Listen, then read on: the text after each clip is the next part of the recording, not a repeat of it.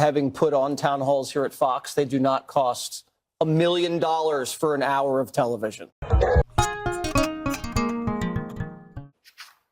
You got fleeced by Oprah Winfrey. Oh. So Oprah, for the first time in her life, decided to endorse a candidate, decided to go to a convention, decided to give that big speech, and then you find out that this billionaire made them pay $1 million. So you have all of these small donors who are building a set for Oprah? First time in her life, decided to endorse a candidate, decided to go to a convention, decided to give that big speech, and then you find out that this billionaire made them pay $1 million. Cat lovers for Biden. And then you get to somebody like Oprah. I think this is astounding. So Oprah, for the first time in her life, decided to endorse a candidate, decided to go to a convention, decided to give that big speech, and then you find out that this billionaire made them pay $1 million. That is crazy. Working for that $1 million. So this entire time we saw Oprah looking like she really has Kamala Harris back. Looks like we've got another mystery on our hands. So you have all of these small donors who are building a set for Oprah for an interview that didn't get them anywhere down the field. No way. It's absolutely appalling. And I do think that the Democrats, having looked at it over the weekend, I was getting sick of it. They're just overthinking it and underthinking it, and they're overlooking the obvious. 20 years of bad policy positions in the Democratic Party led to this moment where they said that they were going to go middle of the road. That's what Joe Biden said. It's not what they did. And Ron Klain gave them progressives everything that they wanted, the Inflation Reduction Act. You had Larry Summers saying, guys, that's going to cause inflation. Oh, you don't know what you're talking about, economists from the left. You have no idea. That's who that was. It wasn't like Larry Kudlow saying it, although he was saying it too. So then they get what they were asking for, and then they want to blame the podcasts. Sims. It is really incredible, and I'm here to watch all of it. Of course, it's fine for me to sit there and do that. But I would end on this. 60 Minutes had this interview last night with Scott Pelley asking people who had voted Democrat for many, many years, who then switched and voted for Trump this year. And one of them owned a diner, and the question was, what was happening for you? Because the economy, it was improving, inflation is down, and that wasn't enough for you. And she's like, yeah, we didn't feel that at all. Oh, yes, you do. Sims. And to me, that's just why they're overthinking it. Like, this is what it was. And the voters were telling us this for 3 years. What are your friends telling you, Jessica? I'm sad. Cry emoji. My emoji game, it's been relegated to one little aspect of the board the last few days. I have had some great exchanges with your mother, though. I'll tell you about those in the break. Oh, please don't. The autopsy continues. And there are many facets to it.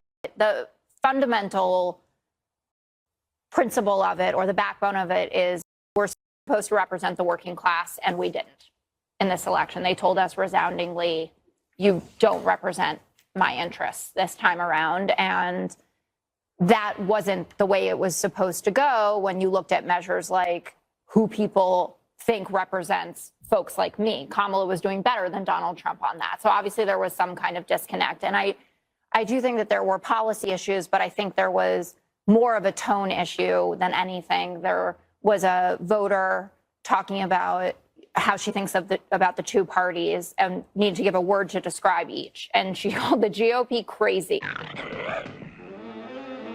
And she called the Democrats preachy. And the first thing to do is find Mr. Sims. Yeah. And she said that preachy actually made her feel bad about herself. And this is a theme that we're hearing over and over again. And that's what Maher was communicating in his remarks.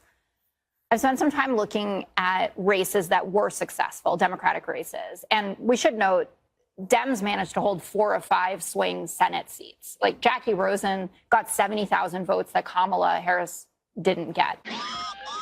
That's pretty astounding in this kind of environment. But Pat Ryan, who's an upstate New York congressman, I think he won by 13 points. And he talked about what he did. And he said, basically, I ran without labels. I campaigned with AOC when it made sense to be with AOC, who, by the way, has a huge crossover with Trump in her district, where people say, basically, you fight for people like me. I don't care what your party, your political party is for this. And I think we could learn a lot from that. In terms of the media ecosystem, I do think this issue is important, not only as part of the media, but to consider the fact that the podcasts and the alternative media that got Republicans or Trump the most juice were not politics programming, and that people turn into a politics show when they're in a certain kind of mood. I happen to be in that mood all the time.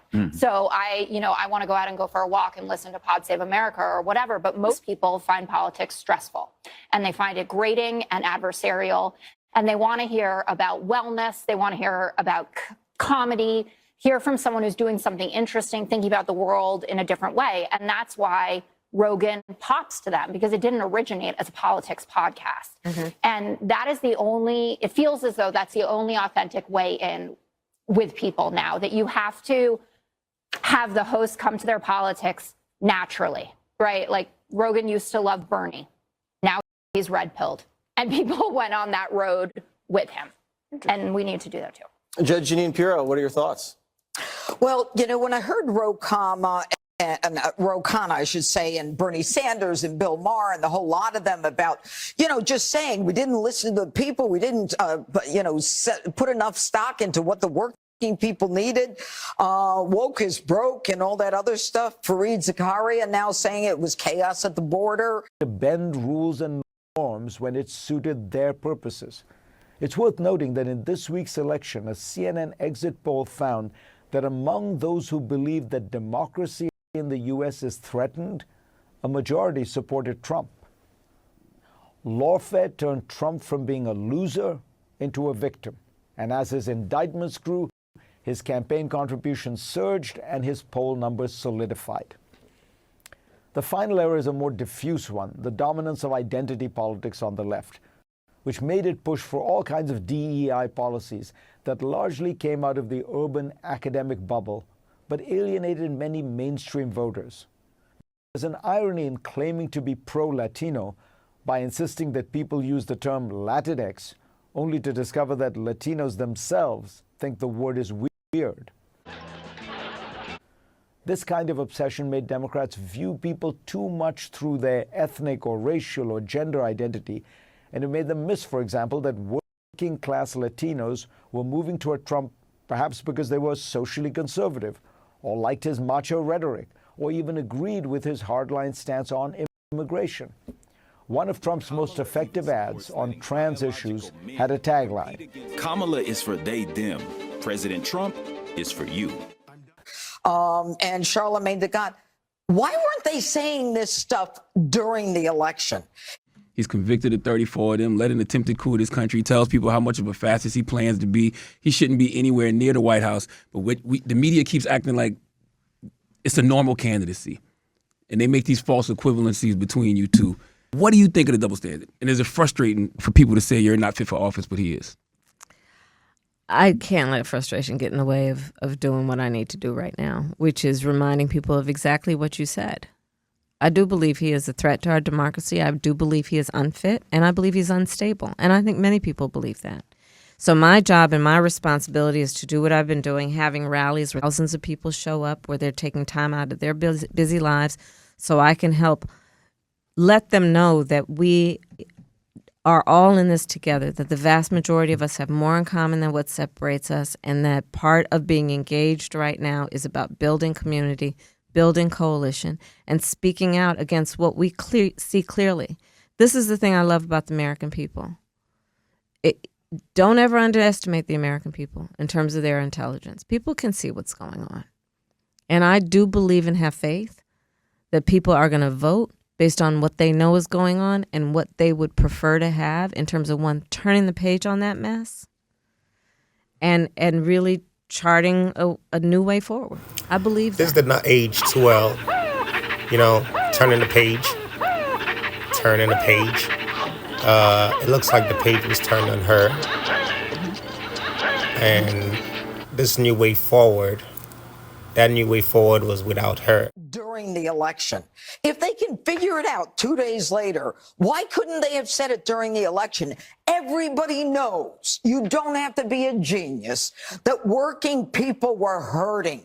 that wages were not keeping up with inflation, that food was off the charts, that people were hurting, living paycheck to paycheck, the country's going in the wrong direction. And these fools actually say, when someone says we got to keep a boy out of girls' sports, and some guy has a breakdown that we just saw and says, no, that's a trans girl or whatever it is, that's not America. America does not buy that nonsense. It just doesn't. All right. The only one who made sense was Raging Cajun. And he's a little kooky, but he knew it all along. It was the preachy females. You're not paying enough focus to the men. He had it down pat. And this Lindy Lou, what's her name? Lindy Lee with the pink dress? Give me a break. I was told by Jen O'Malley Dillon that Kamala was going to win. Are you stupid? Do you go into a casino and say, I was told I was going to win here? Sims. How different is a campaign from a casino? Sims. Toss. I mean, really. And then she says she blames somebody else. Mr. Sims.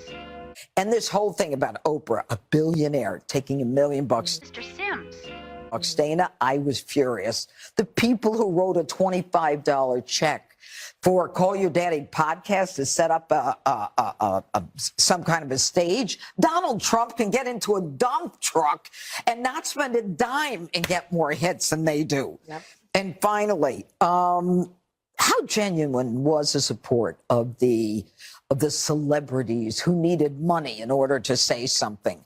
Did they even vote? I'd be curious to know whether they even bothered to vote. Well, I think we all speak from experience as having put on town halls here at Fox. They do not cost $1 million for an hour of television. You got fleeced by Oprah Winfrey. Oh, that's cool. Damn!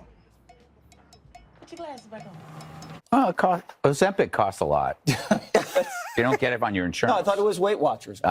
Remember. Oh, yeah. She cheated. Sorry. Oh, yeah. There's a new sheriff in town. Democrats are already sweating bullets over Trump's new mass deportation. ICE director reacting on something called Fox and... Oh, toss. I mean, really. And then she says she blames somebody else. And this whole thing about Oprah, a billionaire taking $1 million. Dana, I was furious. The people who wrote a $25 check for Call Your Daddy podcast to set up some kind of a stage. Donald Trump can get into a dump truck and not spend a dime and get more hits than they do. Yep. And finally, how genuine was the support of the celebrities who needed money in order to say something? Did they even vote? I'd be curious to know whether they even bothered to vote.